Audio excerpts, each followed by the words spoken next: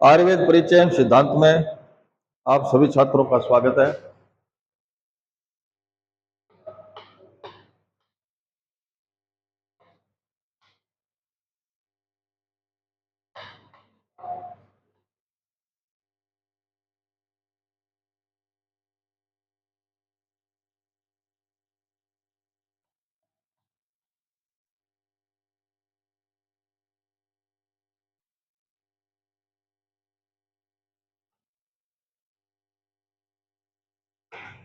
आज अपन पढ़ेंगे आर्तों के बारे में।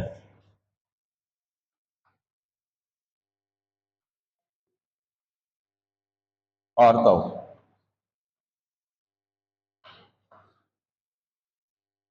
आर्तव को इंग्लिश में कहते हैं मेनिस्ट्रुएशन साइकिल, एमसी। ठीक है, इसको थोड़ा बैठ दे आप।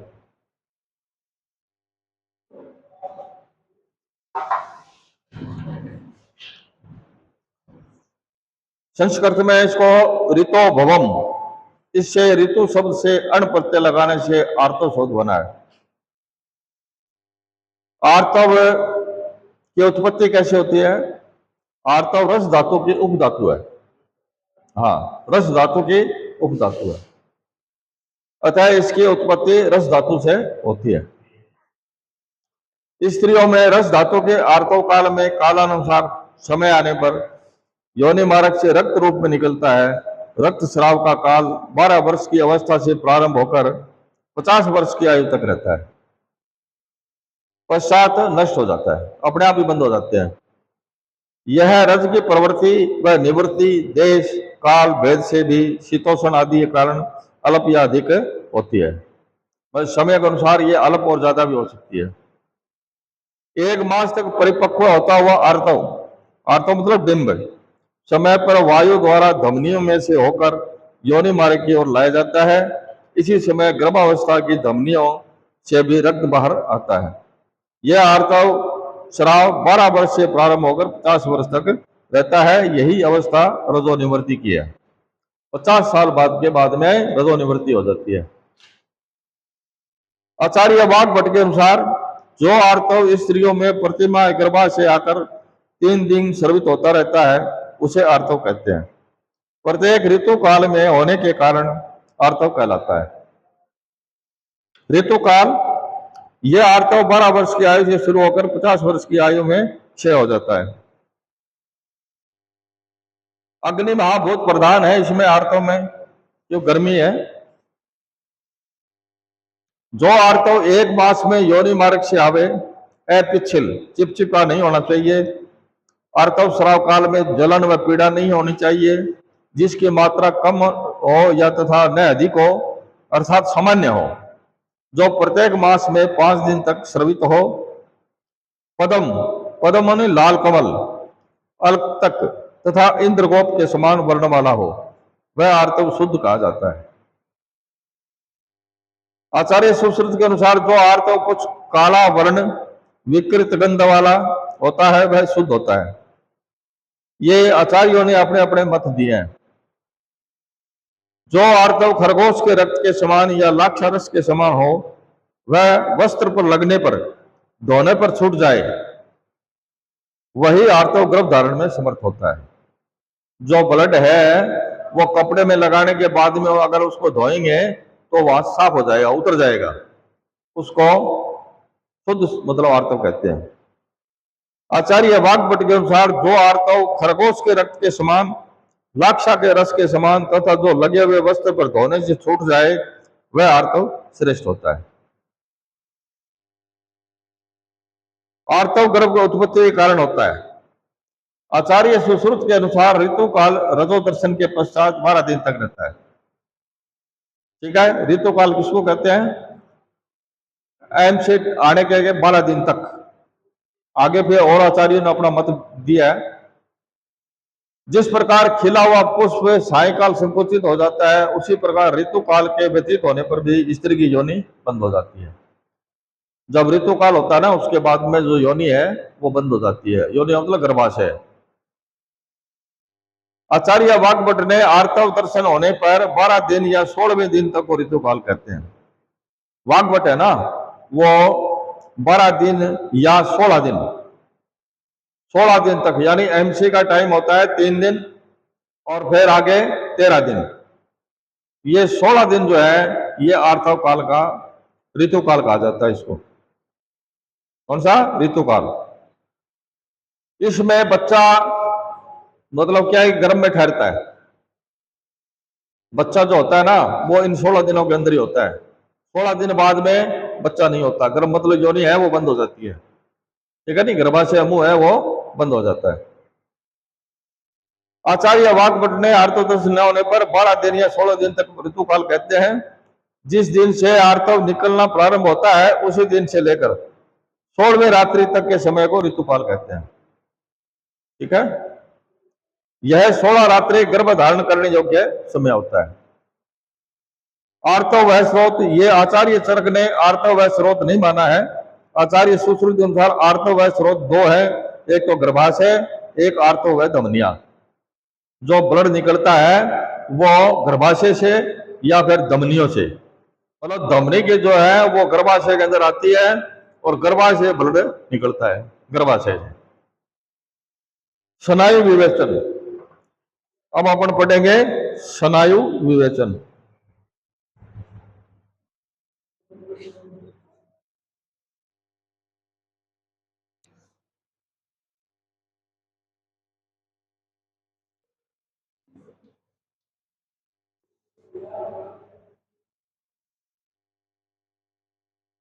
स्नायु क्या चीज है? आचार्य तर्क के अनुसार भेद धातु के मेद धातु के उप धातु स्नायु माना गया है। धातु और उप धातु है ना, अपन पढ़ के आए हैं पीछे भाई। धातु कितनी है? 7 प्रकार की है, रस, रक्त, मांस, मेद, अस्थि, मज्जा, शुक्र, और उसकी उप धातु है ये। पीछे चार्ट है वो थोड़ा सा देख लेना आप। चार्ट में उप धातु है ना, धातु और उप धातु, वो थोड़ा सा देख लेना। ये मेद धातु की उप धातु है स्नायु।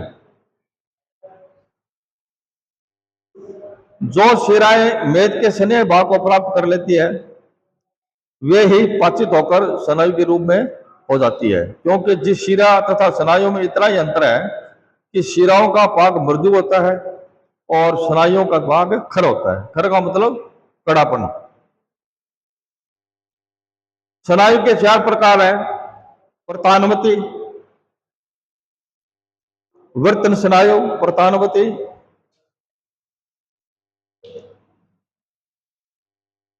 प्रतानवती,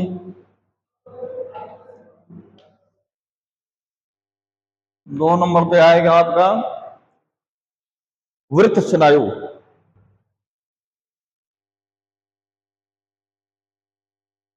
वृत्त स्नायु।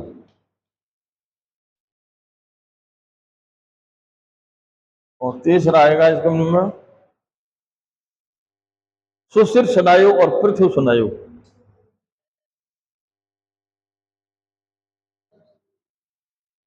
सुशिर स्नायु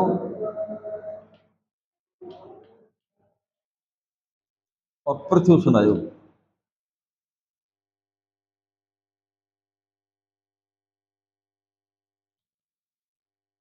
ये 4 प्रकार की स्नायु होती है इसमें, ठीक है। अब प्रतानवती क्या है? प्रतानवती स्नायु शाखाओं के साथ सभी संधियों में पाई जाती है। स्नायु मतलब क्या होता है? शरीर को बांधे रखता है। शरीर को, अपने चमड़ा जो है ऊपर के खाल है उसको हड्डियों के साथ में जकड़ा रहता है स्नायु, उसको स्नायु कहते हैं। प्रतानवती स्नायु जो है वो शाखाओं तथा सभी संधियों में पाई जाती है। संधि कौन सी? जैसे ये संधि है ना अपनी, ये जोड़ है, उसको संधि बोलते हैं। जोड़ों को संधि कहते हैं। ये संधियों में ज्यादा पाई जाती है। और सुशिर स्नायु है। अब प्रतानवती आ गई, अब है वृत्त स्नायु। वृत्त स्नायु मतलब है सभी गोल स्नायुओं को कंडरा कहते हैं। जो गोल स्नायु है ना उसको कंडरा कहते हैं। सुशिर स्नायु है वो है आमाशय तथा पक्वाशय के अंत भाग पर वह बस्ती में सुशिर स्नायु पाए जाते हैं। पृथ्वी स्नायु है पार्श्व प्रदेश, जैसे ये अपना बगल वाला सिस्टम है, इसमें पार्श्व प्रदेश, वक्ष प्रदेश, पृष्ठभाग, शिशिर में प्रचुर स्नायु पाए जाते हैं। शाखाओं में स्नायु 600 होती है, कोष्ठ में स्नायु 230 और ग्रीवा के ऊपर 70। ये याद रख लेना। ये टोटल हो गई अपने 900। शिराएं कितनी होती है? 700। धमनियां कितनी होती है? 25। और स्नायु कितनी हो गई? 900। ठीक है। और शिराएं 700। ये आपको ध्यान रखनी पड़ेगी है। जिस प्रकार ठीक से निर्मित हुई, तख्तों से तैयार हुई, बहुत से बंधनों से युक्त नौका पुरुषों के सहित भार को वहन करने में समर्थ होती है, उसी प्रकार शरीर में भी जितनी संधियां होती है वे बहुत से स्नायुओं से बंधी होती है। ठीक है। अतः यह मनुष्य का भार सहन करने में समर्थ होती है। अस्थियों, मांसपेशियों, शिराओं, संधियों के खराब होने से शरीर उतना क्रियाविहीन नहीं होता जितना स्नायु में विकृति होने से होता है। अब आती है त्वचा। त्वचा त्वचा किसको कहते हैं? चमड़ी को। त्वचा मतलब चमड़ी।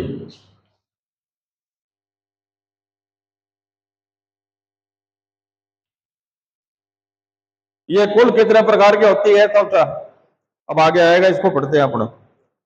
वत्स संवरण धातु से त्वचा शब्द बना है, अर्थात जो शरीर का संवरण करे या ढके, जो शरीर को ढके उस चीज का, द्रव्य का नाम त्वचा है।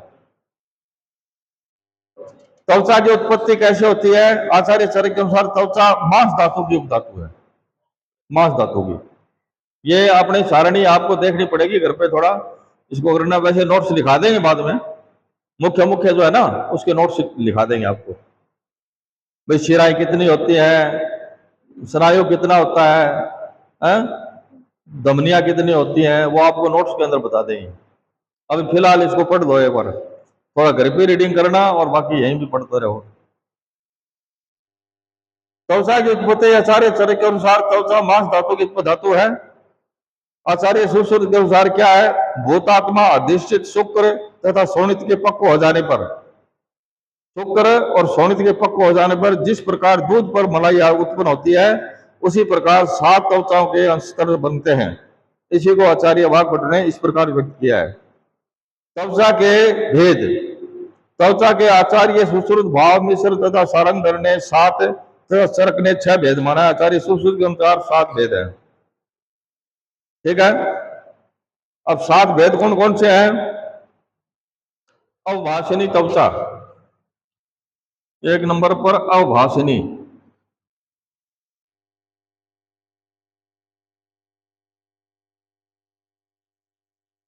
अभाषिणी त्वचा नंबर 2, 3, 4, 7। अच्छा, दूसरे नंबर की है आपकी लोहिता। लोहिता त्वचा। और तीसरे नंबर की आएगी आपके श्वेता त्वचा। श्वेता।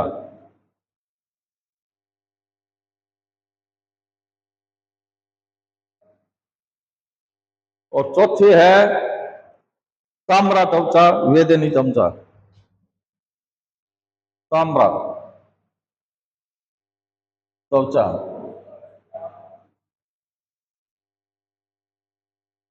ताम्रा त्वचा, वेदनी और रोहिणी। फिर है वेदिनी,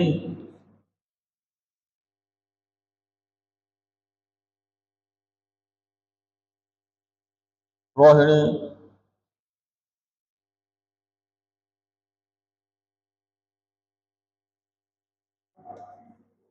और अंतिम है आपकी मांसद्रा त्वचा।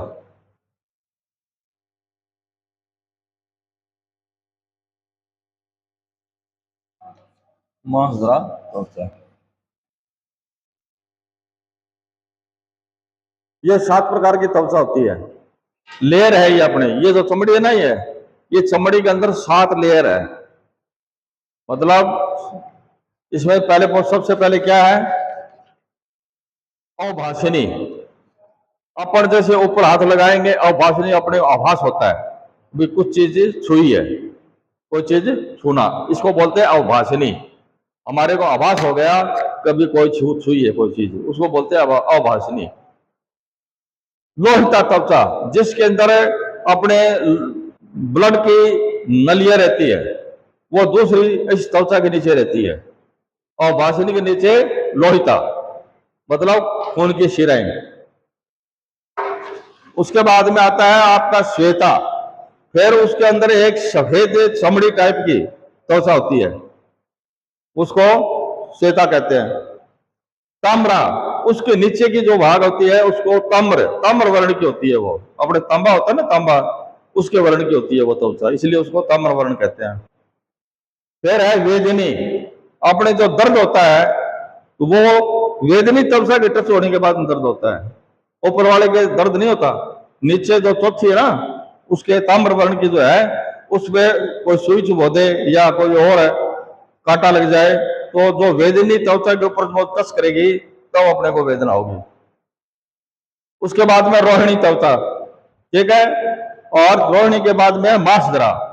मांसद्रा का मतलब है जो भीतर का अपना मांस है, जैसे अपने बोलते हैं ना मेद वगैरह और है, जो भी फैटी है वो मांस के अंदर रहती है, मांसद्रा त्वचा, वो मांस ही कहलाता है वो। तो ये अपने शरीर में 7 त्वचाएं होती हैं, ठीक है। अब इसमें अलग अलग वर्णन किया है, ये और देख लो, पढ़ लो। यह सभी प्रकार के वर्णों को प्रकट करती है। यह कौन सी, अवाइसनी। यह 5 प्रकार की छाया को प्रकाशित करती है। यह व्रीहि के 8वें भाग के समान मोटी होती है। यह सिदम पद्म कंटक आदि रोगों की अधिष्ठान होती है। अच्छा, लोहिता त्वचा है, द्वितीय त्वचा का नाम लोहिता है। यह व्रीहि के 16वें भाग के बराबर होती है। यह तिल कालक नेत्र व्यंग्य आदि रोगों का अधिष्ठान है, अर्थात इस त्वचा में तिल कालक नेत्र व्यंग्य आदि रोग होते हैं। श्वेता त्वचा क्या है, तृतीय त्वचा का नाम श्वेता है। यह व्रीहि के 12वें भाग के समान होती है। इसमें चरमदल, अजगलिका, मशक रोग होते हैं। ताम्र वर्ण की है। चतुर्थी त्वचा नाम ताम्र त्वचा है। यह व्रीहि के 8वें भाग के समान मोटी होती है। इसमें विभिन्न किलास व कुष्ठ का अधिष्ठान होता है। पंचमी वेदनी है, तो पंचमी त्वचा का नाम वेदनी है। यह व्रीहि के 5वें भाग के समान मोटी होती है। इसमें कुष्ठ विसर्प रोग होते हैं। रोहिणी त्वचा क्या है, छठवीं त्वचा का नाम रोहिणी त्वचा है। यह एक व्रीहि के प्रमाण की होती है। इसमें ग्रंथि, अपची, अर्बुद, सलीपद, गलगंड आदि रोग होते हैं। फिर आती है मांसद्रा त्वचा। सप्तमी मांसद्रा व्रीहि प्रमाणा, यह लिखा है। 7वीं त्वचा का नाम मांसद्रा है। यह 2 व्रीहि के बराबर होती है। यह भगंदर विदर्दी अर्श रोग का अधिष्ठान है। आचार्य चरक ने 6 त्वचा मानी है। कौन सी, उदकधरा, तवक बाह्य। यह भारी त्वचा जल का धारण करती है, मतलब सेम चीज है, कोई फर्क नहीं है इसमें, ज्यादा चीज वही है, वो अलग अलग अपना मत दिया है। यह भगंदर विदर्दी अर्श रोग का अधिष्ठान है। आचार्य चरक ने 6 त्वचाएं माना है। प्रथम त्वचा उदक धरा, तवक धरा। यह बाहरी त्वचा जल का धारण करती है। सबसे जो बाहर वाली है वो उदक धरा। द्वितीय है तवक श्रृगधरा, यह त्वचा रक्त का धारण करती है। मैंने बताया ना, कभी दूसरी जो है त्वचा है वो खून को धारण करती है। तृतीय है सिद्धम किलास भवचना, यह त्वचा सिद्धम तथा किलास नामक कुष्ठ को धारण करती है। चतुर्थी है यह त्वचा दद्रु व सभी कुष्ठों को धारण करती है। पंचमी यह त्वचा अलजी व विदर्ती को धारण करती है। षष्ठी ये है, छठी त्वचा को अंतिम त्वचा माना है। चरक ने मतलब अंतिम त्वचा मांगा छठी। इसको कट जाने पर मनुष्य अपने को अंधे की भांति अंधकार में प्रवेश करता हुआ समझता है। इस त्वचा के ऊपर काली लाल गहरी जड़ों वाली दुष्ट किंते और उसकी काय पैदा होती है। इस प्रकार इससे सड़क शरीर पर 6 त्वचाएं होती हैं। वैसे आप 7 त्वचा मान के चलोगे, वाग्भट ने 7 त्वचा मानी, 7 त्वचा माननी पड़ेगी। पृथ्वी, जल, वायु, तेज, महाभूतों के क्रमश खरत्व, द्रवत्व, चलत्व, उष्णत्व ये लक्षण होते हैं। आकाश का कहीं भी रुकना अर्थात स्पर्श नहीं होना ये लक्षण है। ये सभी लक्षण स्पर्श इंद्रियों के द्वारा जाने जाते हैं। स्पर्श इंद्रिय के द्वारा विपरीत स्पर्श का अर्थात स्पर्श के अभाव का या शीत भाव का भी ज्ञान होता है। अब आता है मल विवेचन। अपन इतना ही पढ़ेंगे, मल विवेचन कल पढ़ लेंगे, ठीक है। थोड़ा थोड़ा पढ़ेंगे तो याद होता रहेगा।